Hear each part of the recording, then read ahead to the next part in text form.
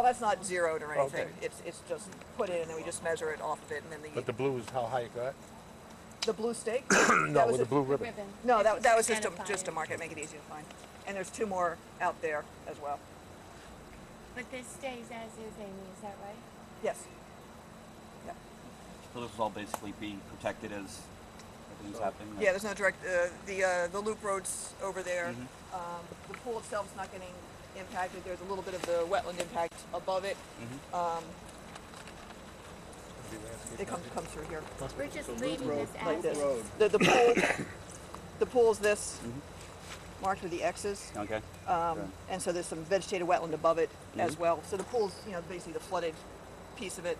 What's floods this time of year, and then it dries out later in the year. So Loop Road is right here. It's right behind us, yeah. And the buffer zone between here and Loop Road looks like what? In terms of how wide it is? No, I mean, is it going to be vegetation? Is it going to be it's what we're standing in, yeah. So you're not taking any of the trees down? No, in this, I'm not sure where it starts, but in this segment there will be a wall, just to make sure the toe slope doesn't come out in this direction. Yeah. But rather than having it slope down, Like a rip. it's just a stop wall.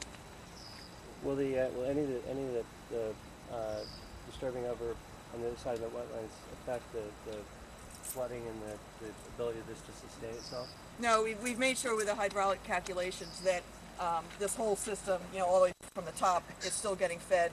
The groundwater infiltration will let the water get back in here and continue to flow down as it does. And then once it gets to the bottom, rather than flooding into the Fuller School, there'll be an outlet control structure, I think, around in this area, so that it'll still get up to the 100-year level that it does now.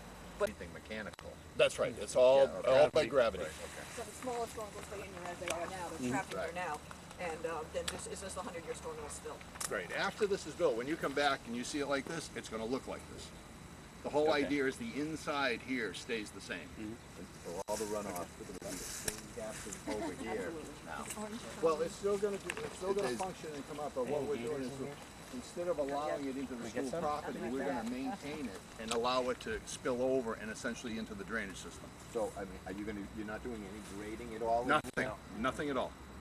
So you're not gonna be working in the Not there, no. Okay.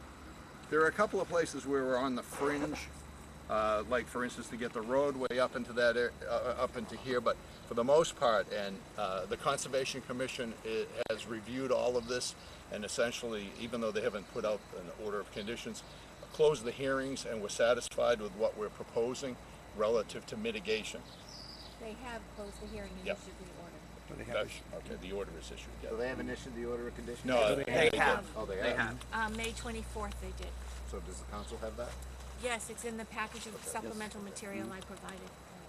Where does this go? Once it gets to drainage? Here, what it's going to do is go back over to the drainage, and we've designed it to where the outfall